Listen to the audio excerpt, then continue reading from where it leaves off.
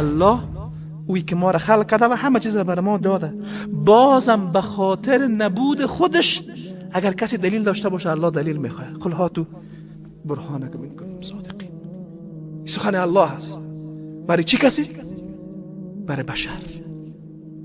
اینجا انسان اوج رحمت الله را برای خود احساس میکنه. ما شما یک دفعه گپ دو دفعه گپ قبول نکرد، خلاص همه غم ما که زنده نمانیمش. اما طرف یک گپ دیگه ما را قبول که خلاص این الله هست. ببینین انسان بیخی یک احساس متفاوت پیدا میکنه. الله به خاطر اگر کسی در کنار از او شرک میاره الله ازش مطالبه دلیل میکنه. قل هاتوا برهانکم ان کنتم صادقین. این انسان ها که با ما شریک آوردین و هزارها دلیل براتون گفتم قبول نکردین، خواهد دلیل خوبتین برای من. پس تعالی الله عما یشرکون. این عظمت الله هست، عظمت و شرفی است که الله بر انسان داده. چقدر ظالمانه هست که اینمی انسان هنوزم در مقابل دین الله و الله تبارک و تعالی قرار بگیره. او اللهی که در اینجا از انسان میخواه. قل هاتوا برهانکم ان کنتم صادقین.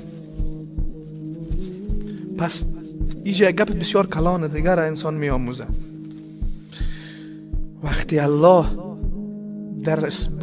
در حد اثبات وحدانیت خودش از انسان دلیل مطالبه میکنه، ما و شما انسان ها در منازعات خود ما چی و تعامل باید داشته باشیم. از او گذشته ما مسلمان ها در منازعات درونی خود ما چی و تعامل باید داشته باشیم. گپ مرا میفهمین نه؟ خوب دقت کنین. موضوع اثبات وحدانیت الله و رد شرک است و هزاران دلیل بر ازی الله ذکر کرده. بازم چی میگه؟ قل هاتوا برهانکم ان کنتم. هر وقتی که من یوات میخوانم خیلی خجالت میشم. ما چقدر انسان‌های عجیبی هستیم، چقدر انسان‌های عجیبی هستیم. امیر درک نمیکنیم. الله از ما دلیل میخواد. برای چی؟ برای ازی که ما در کنار الله کسای دیگه شرک آوردیم. آیا دلیل برش داریم؟ و اینجا اوج رحمتی را که الله بر انسان داره و اوج صبر انسان آدم میبینه دیگه. چقدر صبور است حقیقتا الله، چقدر صبور است، چقدر قدرت داره. با یک کن و یکون همه هستی را از بین میبره. این انسان ظالم جاهل احمق نادان در مقابل الله قرار داره، بازم الله ازش دلیل مطالبه میکنه. قل هاتوا برهانکم ان کنتم صادقین. این آیت خیلی بزرگ است، خیلی بزرگ است. خب الله از اونها دلیل داره، دلیل مطالبه میکنه. دلیلی چیز در این مورد امکان وجودش هست. کسانی بیاین برای اثبات وجود اله در کنار الله که الله میگه اله مع الله، برای اثبات از این کسی بیاید دلیل را بکنه از خلقت و از تدبیر. امکان است؟ نه، این امکان خوب وجود نداره. قل لا یعلم من فی السماوات والارض الغیب الا الله. همه بشر معترفند در مورد اشیایی که با حواس خود میدانند مجهولاتشان به مراتب بالاتر از معلوماتشان هست.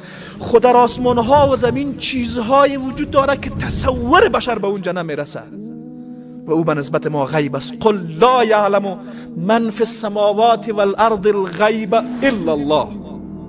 هیچ نیروی در هستی حداقل علم نداره، چه رسه به ای که او را تدبیر بکنه. این دلیل رخو، این دلیل قاطع ترین دلیل هست برای کسی که درک بکنه. دقت کردین؟ از ابتدا خوب دقیق شوین.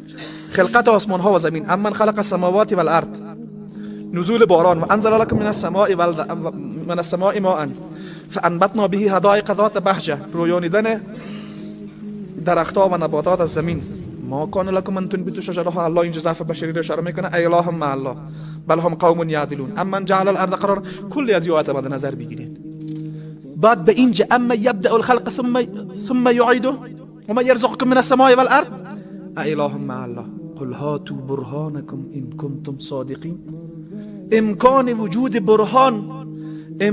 وجود برهان برای اثبات شرک در کنار الله هست.